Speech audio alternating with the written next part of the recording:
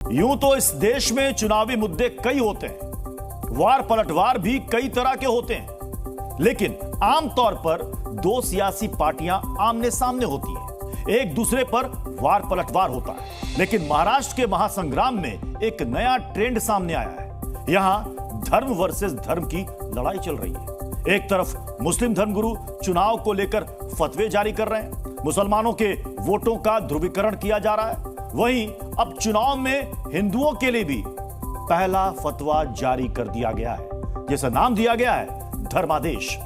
आज की हमारी स्पेशल रिपोर्ट में आपको दिखाएंगे कि कैसे महाराष्ट्र का चुनाव अब फतवा बनाम धर्मादेश हो गया है। साथ ही आपको बताएंगे कि आखिर कैसे विकास के नाम पर लड़ा जाने वाला चुनाव अब धर्म युद्ध बन चुका है। हिंदू धर्मगुरूंनी फतवा काढायला पाहिजे, हिंदू धर्मगुरूंनी धर्मादेश करायला पाहिजे। महाराष्ट्र में हिंदू वोटर्स के लिए धर्मादेश जारी किया गया। साफ साफ संदेश या यूं कहें कि आदेश है, जो हिंदू हित में बात करे हिंदू उसे ही वोट करे। जो हिंदू हिताची गोष्ट करेल त्यालाच मतदान करा। कालीचरण महाराज का यह धर्मादेश मतदान के ठीक पहले आया।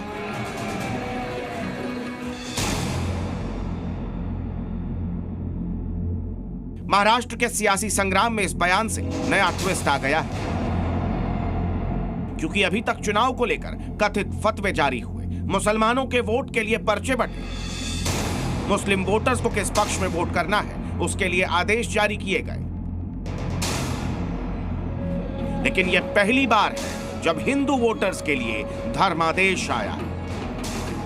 ऐसे में यह चुनाव अब सीधे सीधे फतवा वर्सेस धर्मादेश हो गया है। कालीचरण महाराज ने महाराष्ट्र के नांदेड़ में हिंदू जनजागरण महासभा के एक सम्मेलन के दौरान धर्मादेश दिया। कालीचरण महाराज ने साफ शब्दों में कहा कि किसे वोट करना है और किसे नहीं। हिंदू धर्मगुरूंनी फतवा काढायला पाहिजे, हिंदू धर्मगुरूंनी धर्मादेश करायला पाहिजे। जो हिंदू हिताची गोष्ट करेल त्यालाच मतदान करा आणि महाराष्ट्रात विशेषत्वानं शिंदे सरकारच पुन्हा बसवा, असा मी धर्मादेश करतो। हिंदुओं के लिए धर्मादेश क्यों जारी किया गया? आखिर क्यों कालीचरण महाराज को महाराष्ट्र के महाभारत में कूदना पड़ा? अब उसकी वजह जान लेते हैं।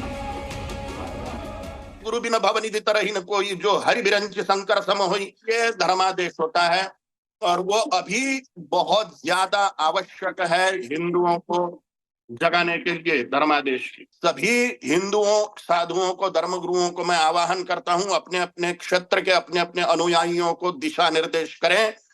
धर्म के संरक्षण के लिए वोटर बैंक बनाएं। वोटर बैंक बनाते हुए जो हिंदू हित की बात करे उसी को हम मतदान करें, यह सूत्र उन्हें दें। दरअसल कालीचरण महाराज का यह धर्मादेश महाराष्ट्र में मुस्लिम वोटर्स के लिए जारी किए गए फतवे के खिलाफ आया। ऐसे में अब यह साफ हो गया है कि महाराष्ट्र चुनाव में अभी तक जो बात दबी जुबान में कही जा रही थी, सियासी मंचों से इनडायरेक्टली हो रही थी, अब वो खुल्लम खुल्ला बोली जा रही है। तय हो गया है कि इस बार महाराष्ट्र में चुनाव में खुल्लम खुल्ला हिंदू वर्सेस मुसलमान होगा। अगर महाराष्ट्र में उनको शिकस्त हो गई तो इत्तलात के मुताबिक दिल्ली सरकार भी बहुत दिन तक नहीं ठहर पाएगी। तो हमारा निशाना सिर्फ महाराष्ट्र सरकार नहीं है, बल्कि मरकज़ी हुकूमत है और मुल्क का मुस्तक़बिल है। मुल्क का इत्तेहाद और सालिमियत है, मुल्क का इत्तेहाद और सालिमियत है। हिंदुत्ववादी विचारधारा के लोग चुनाव ना जीतें, राष्ट्र विरोधी चुनाव जीते, इसके नाते हिंदू धर्मगुरुओं को आगे आना पड़ा है और हिंदू धर्मगुरुओं को भी अपील करना पड़ा है कि सनातनी का ही चुनाव करें। निश्चित रूप से जो राष्ट्र हित की बात करेगा, जो सनातन धर्म की बात करेगा, जो देश हित की बात करेगा, देश हित ही सर्वोपरि जिसके लिए है, इस ऐसे विचारधारा के लोग हैं, उनके साथ हम लोग खड़े हैं। महाराष्ट्र के चुनाव में एक रण तो सियासी है, जहां राजनीतिक पार्टियां एक दूसरे से भिड़ी, जहां धर्म के नाम पर वार पलटवार जारी। हम अनेक हैं तो अखंड है। वोट जिहाद का जवाब वोट के धर्म युद्ध से हमको देना है। लेकिन इस सियासी समर में दूसरी तरफ धर्म गुरुओं की भिड़ंत है और यहाँ अब दो मुख्य किरदार हैं। पहले all India Muslim personal law board के प्रवक्ता मौलाना खलीलुर रहमान सज्जाद नोमानी, तो उनके सामने खड़े हैं कालीचरण महाराज। दरअसल सज्जाद नोमानी ने अभी 2 दिन पहले ही मुसलमानों से एमवीए को सपोर्ट करने की अपील की। उन्होंने बाकायदा एक लिस्ट जारी करके बताया था कि वो किन उम्मीदवारों का समर्थन कर रहे हैं। एक तरह से मुसलमानों के लिए फतवा जारी कर दिया गया कि किसे वोट करना है और किसे नहीं। बहुत से उम्मीदवारों से तो हमें मुलाकात का मौका मिला, वो आते रहे मेरे पास, हमने उनसे कमिटमेंट लिया, कुछ लोगों से तहरीरी कमिटमेंट लिया, तब जाकर हमने एक लिस्ट बनाई कि ये कैसा वोट जिहाद है, जिसके सिपह सालार हैं सिपह शरद पवार, जिसके अजीम सिपाहियों में हैं उद्धव ठाकरे, राहुल गांधी, नानाजी पटोले। इसी कथित फतवे के विरोध में धर्मादेश आया है। लेकिन महाराष्ट्र के चुनाव में सज्जाद नोमानी का फतवा ही इकलौता नहीं है। इससे पहले महाराष्ट्र के चुनाव में मुसलमानों को लामबंद करने के लिए ऑल इंडिया उलेमा बोर्ड ने एमवीए को सशर्त समर्थन देने की बात कही थी।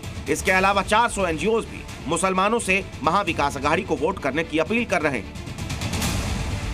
चुनाव में मुसलमानों को तो हर कोई बता रहा था कि किसे वोट करे और किसे नहीं, लेकिन अब पहली बार है कि किसी ने खुलकर धर्मादेश जारी किया है और हिंदुओं से हिंदू हित में बात करने वालों को वोट करने का आदेश जारी किया है। यानी सीधे सीधे धर्म के नाम पर वोटिंग करने की बात कही जा रही है। ऐसे में सवाल उठता है कि महाराष्ट्र का चुनाव क्या सीधे सीधे धर्म के नाम पर लड़ा जाएगा? क्या चुनाव में वोटिंग का कोई नया ट्रेंड बनता जा रहा है? क्या अब धर्मगुरु चुनाव का एजेंडा सेट करेंगे?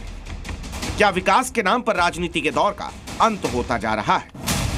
यह सवाल अहम है, क्योंकि चुनाव में धर्मादेश और फतवा जैसी चीजें लोकतंत्र को कहीं ना कहीं चोट पहुंचाती हैं। क्योंकि अगर वोटर्स धर्म के नाम पर सरकार बनाने लग गए तो विकास का मुद्दा इतिहास बन जाएगा।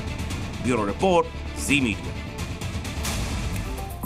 महाराष्ट्र में फतवा वर्सेस धर्मादेश का नया दौर शुरू हुआ है, लेकिन इससे पहले चुनावी मंचों से वोट जिहाद और धर्मगुरु का नारा भी खूब बोला गया।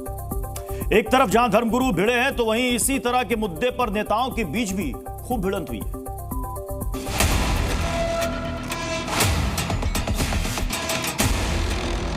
अगर कोई ये कहता है कि वोट जिहाद करो और बीजेपी को हराओ, तो उसका तो हम जवाब धर्म युद्ध से देंगे। हम अनेक हैं तो अखंड है, इंसाफ है तो इंडिया सेफ है, संविधान है तो सम्मान है। धर्म के आधार पर इस प्रकार की लामबंदी कर फतवे जारी करना, अगर उसको अघाड़ी वाले उचित समझते हैं तो उन्होंने प्रेस कॉन्फ्रेंस कर महाराष्ट्र की जनता को कहना चाहिए इस प्रकार के फतवों का हम समर्थन करते हैं।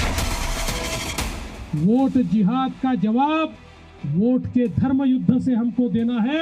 अल्लाह की रस्सी को मजबूती से थाम लो और तुम अपने आप को मत बांट लो, मुंतशिर मत हो जाओ। पिछले चुनाव में वोट जिहाद देखा, एक प्रकार से उनके सारे धर्मस्थलों के ऊपर बैनर लगे, पोस्टर लगे, कस्में दिलाई गई और लोगों को वोटिंग के लिए बाध्य किया गया। मुत्तहिद रहो, तुम अगर मुत्तहिद नहीं रहोगे इंतशार की कैफियत पैदा हो जाएगी। तो हम कैसे इन बातिलों के ताकतों को, कैसे इनको हम मिसमार करेंगे। लो वैसी छत्रपति संभाजी नगर, किसी का बाप भी पैदा हुआ अब ये नाम नहीं बदल सकता। आरएसएस की आइडियोलॉजी क्या है? इस देश में एक समुदाय रहेगा, एक कल्चर रहेगा, एक जबान रहेगी। इसीलिए मंजलिस कहती है कि अनेक है तो अखंड है। जब तक भारतीय जनता पार्टी है इस देश में माइनॉरिटी को आरक्षण नहीं मिलेगा, नहीं मिलेगा, नहीं। इनका मकसद एक ही है, इनका मकसद एक ही है, जीतना इनका मकसद नहीं है। इनका मकसद यह है कि मोदी जीत जाए और आप और हम हार जाए। फतवा, वोट जिहाद, धर्म युद्ध और अब धर्मादेश महाराष्ट्र के चुनाव में मानो ये मुख्य एजेंडा बन गए। ऐसे में वोटर्स पर इसका क्या असर पड़ रहा है? क्या मुसलमान मतदान को लेकर फतवे को मानेंगे? क्या हिंदू वोटर्स पर धर्मादेश का असर होगा? देखिए, जिसको जैसा लगेगा वो अपने हिसाब से वोट देगा भाई। कोई पे ज़बरदस्ती नहीं है। काम होना चाहिए, फतवा अपनी जगह के ऊपर, काम का सबसे मेन चीज़ काम होना चाहिए। इसमें ना उलमा एक अच्छी राय देते हैं हमको कि किसको देना चाहिए, किसको नहीं देना चाहिए। उनकी अपनी ज़ाती राय मौलाना की, बस मौलाना सुबहान में अपनी ज़ाती राय है, उन्होंने अपनी ज़ाती राय दी और किसी को यानी कोई भी एक पार्टी को उन्होंने सपोर्ट नहीं किया है। मैं समझता हूँ ये फतवा तो ये सब है ना, ये सब पॉलिटिक्स है। हम वोट इसके लिए कर रहे हैं क्योंकि ये प्रगति के साथ एक हिंदुत्व को भी जपने वाले लोग हैं। विकास तो हो चुका है, हम हिंदुत्व के नाम पे वोट करेंगे। ऐसा है कि हमारा वोट जो है ना हिंदुत्व के साथ विकास का भी वोट है। विकास भरपूर हुआ है और लेकिन हिंदुत्व इकट्ठा रहेंगे तो हमारी सत्ता अवश्य आएगी। हिंदुत्व भी इकट्ठा इस समय हुए है। वो आम आदमी है, वो विकास के काम पर ही वोट देंगे। मैं कहता हूँ कि कोई धर्म के नाम पर लोग अब बंटने वाले नहीं है। गलत है, ऐसा नहीं होना चाहिए। हमको हिंदू मुस्लिम उससे कोई लेना देना नहीं है। Zee News.